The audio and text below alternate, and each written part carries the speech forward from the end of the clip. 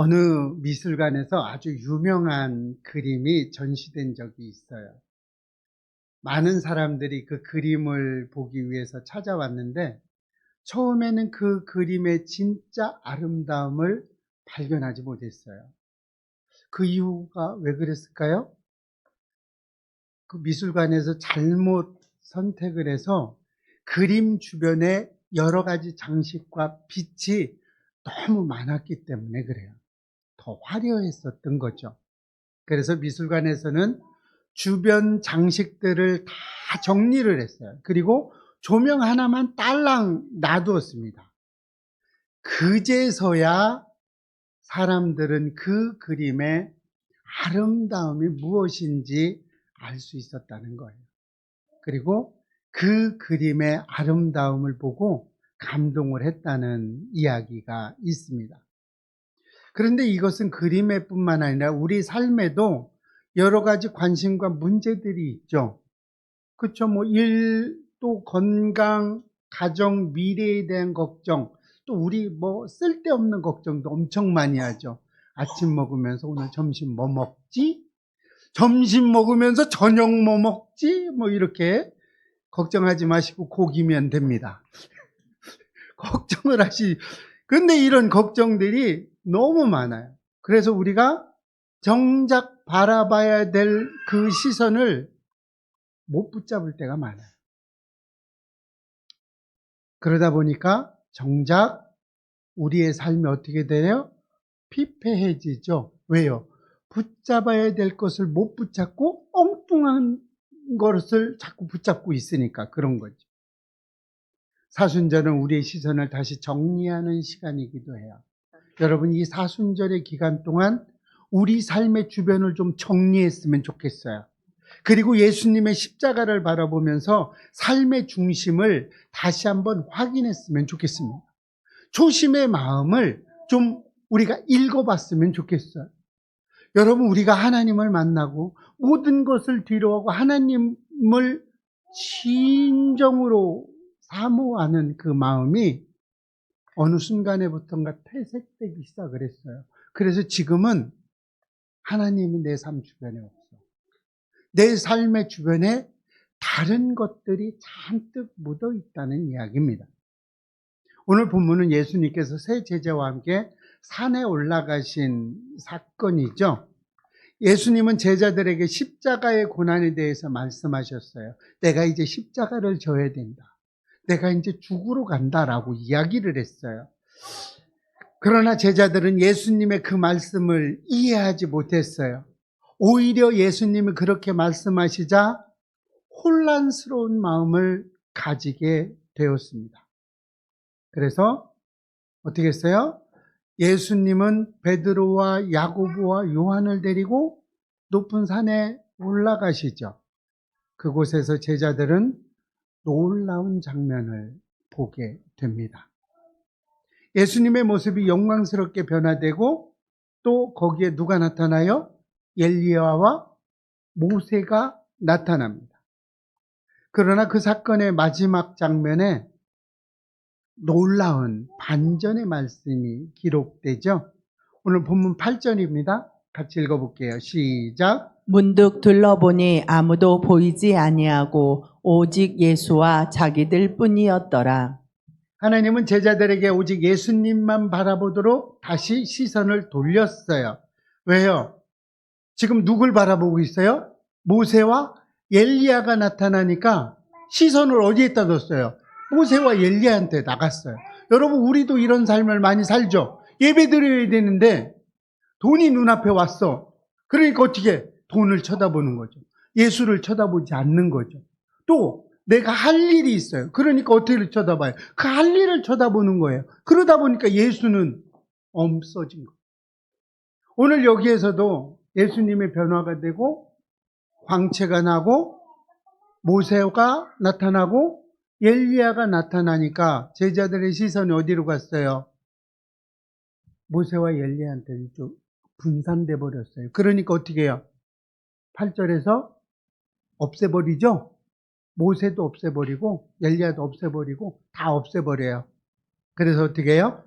예수님만 바라볼 수 있도록 조건을 만들어 버려요. 여러분 잘 안 되면요. 조건을 예수님만 바라볼 수 있도록 조건을 그냥 딱 만들어 버리면 되는 거예요. 내 시선을 바라보지 못하게 하는 그 시선들을 없애버리면 된다는 이야기입니다.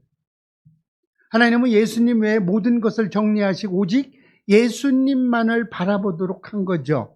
그래서 오늘 본문의 말씀을 통해서 하나님께서 우리에게 주시는 은혜를 살펴보고 우리의 믿음이 자라서 오직 예수님만 바라보시기를 소망합니다. 하나님은 예수님의 영광을 우리에게 보여주셨어요. 본문 2절과 3절입니다. 시작. 그들 앞에서 번영되사 그 옷이 광채가 나며 세상에서 빨래하는 자가 그렇게 희게 할 수 없을 만큼 매우 희어졌더라. 예수님께서 세 제자를 데리고 높은 산에 올라가셨을 때 그곳에서 제자들은 이전에 한 번도 보지 못했던 장면을 보게 됩니다. 예수님의 모습이 영광스럽게 변화가 됐어요. 그리고 옷은 눈부실 만큼 빛났습니다. 이것은 하나님께서 예수님의 본래의 영광의 모습을 보여준 거예요. 예수님은 원래 이랬던 분이에요. 이것을 보여준 사건이죠. 제자들은 지금까지 예수님을 스승으로만 따랐어요. 선생님으로만 따랐어요. 그런데 이 사건을 통해서 예수님이 하나님의 영광은 인간의 생각으로 다 할 수 없고 크고 놀랍다는 것을 알게 되고 깨닫게 되었다는 겁니다. 우리의 삶에서도 때로는 예수님이 작게 느껴질 때가 있어요.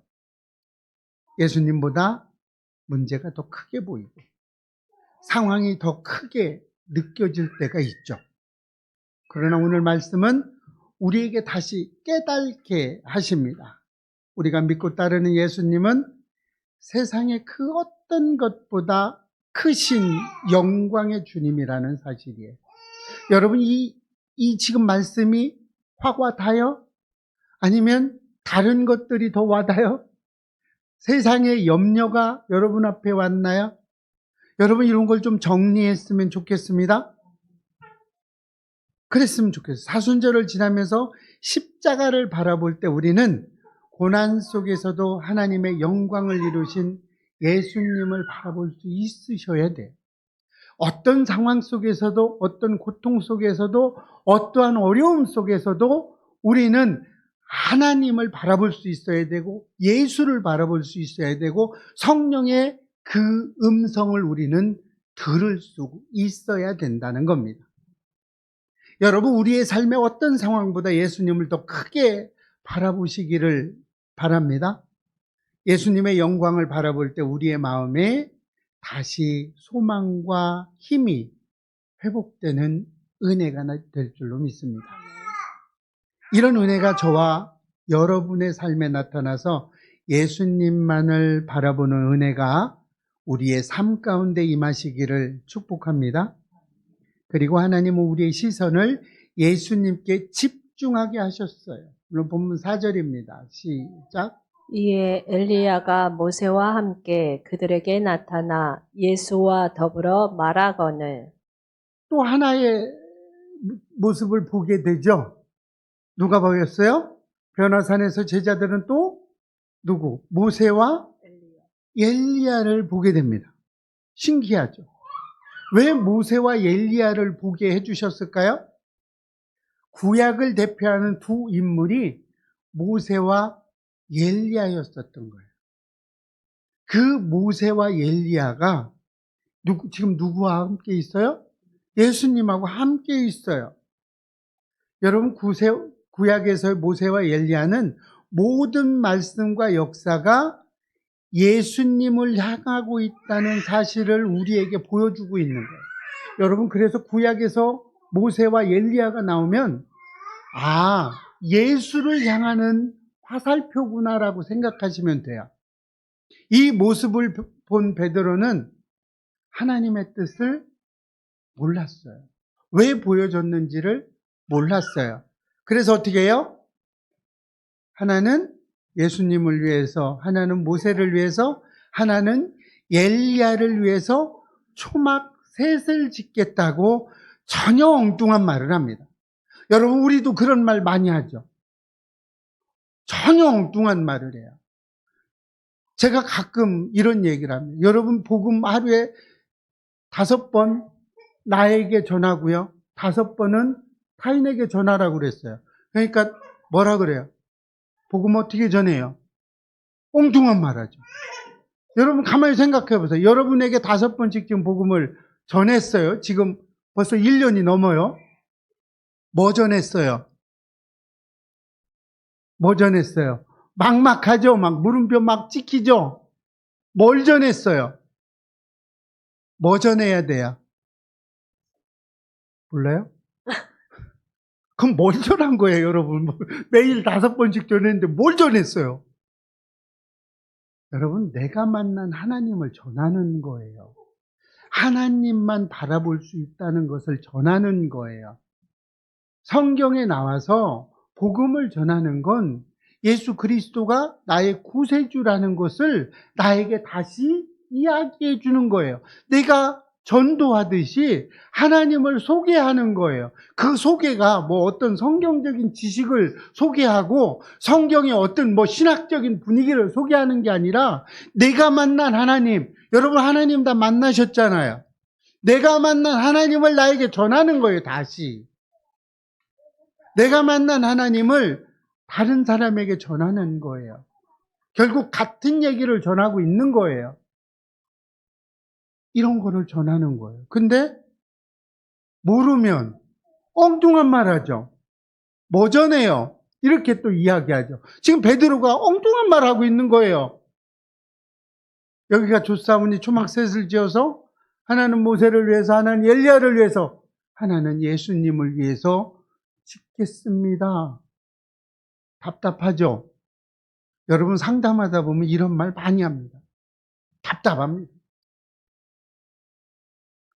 이렇게 엉뚱한 이야기를 하고 있는 베드로는 예수님과 모세와 엘리야를 어떻게 해요? 같은 위치에 놓고 있는 거예요.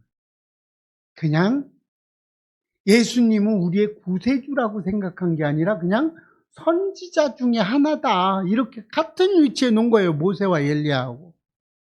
그때 답답했던 하나님의 구름 속에서 하나님의 음성으로 말씀해 주시죠. 본문 7절입니다. 시작. 이는 내 사랑하는 아들이니 너희는 그의 말을 들으라 하는지라. 하나님은 제자들의 시선을 다시 어떻게 했어요? 예수님에게로 집중시켰죠. 지금 계속해서 오늘 본문은 어떻게 해요? 예수님께로 우리 시선을, 흩어졌던 시선을 계속 모아주고 있다는 겁니다. 종교개혁자 마틴 루터는 성경의 중심은 예수 그리스도라고 말했습니다. 성경의 모든 말씀은 예수님을 가리키고 있으며 우리의 삶의 중심도 예수님이어야 한다는 거예요. 그러면 여러분 생각을 깊이 한번 해보세요. 여러분 마음의 중심은 예수님이세요? 아멘 나와야죠. 뭐 여기에서 뭐 생각할 게 뭐 있어? 바로 나와야죠. 아멘. 근데 하는 걸 보면 예수님 안 같아. 중심에 예수님이 아니라 딴 거 같아요. 딴 거. 우리의 믿음 생활을 하다 보면 사람들의 말이나 환경 때문에 마음이 흔들릴 때가 많죠. 문제를 바라다 보면 예수님이 보이지 않을 때도 있어요. 그렇죠. 뭐 힘들고 어렵고 이 갈리고 한축 나면 예수님이 잘 안 보이죠. 그렇죠. 아프면 기도하세요. 말은 하는데 정작 내가 아프면 약국 찾아가지. 약 먹으려고. 그러죠. 안 보여요. 문제가 예수님보다 더 크게 보이는 거죠. 그러나 하나님은 오늘 말씀을 통해서 우리에게 너희는 그의 말을 들으라. 이렇게 말씀하고 계세요. 여러분, 문제가 잘 해결되지 않고요. 내 시선이 자꾸 세상으로 가면 너희는 그의 말을 들으라. 이 말씀을 머릿속에 기억하시기를 바랍니다. 우리의 삶 속에서 가장 먼저 들어야 할 하나님의 음성, 이것은 예수님의 말씀이어야 돼요. 사순절을 지내면서 우리의 시선이 다시 예수님께 집중되고 주님의 말씀을 따라 살아가는 은혜가 있으시기를 소망합니다. 그렇게 해서 우리가 어떻게 해야 돼요? 결국 우리에게 남아야 할 분은 오직 예수님 한 분뿐이어야 된다는 거예요. 우리가 어떤 고통과 아픔과 어떤 시련이 와도 어떤 것들이, 어떤 더 큰 좋은 것들이 세상 사람의 생각으로 더 좋은 것들이 일어나더라도 중심에는 뭐가 있어야 돼요? 오직 예수 그리스도 한 분뿐이어야 된다는 겁니다. 오늘 본문의 가장 중요한 핵심의 말씀 우리가 다시 한번 읽어볼까요? 본문 8절입니다. 시작. 문득 둘러보니 아무도 보이지 아니하고 오직 예수와 자기들 뿐이었더라. 변화산에서 제자들은 또 놀라운 장면을 많이 보게 되죠. 예수님의 영광스러운 모습도 보았고 모세와 엘리야가 나타난 장면도 보았습니다.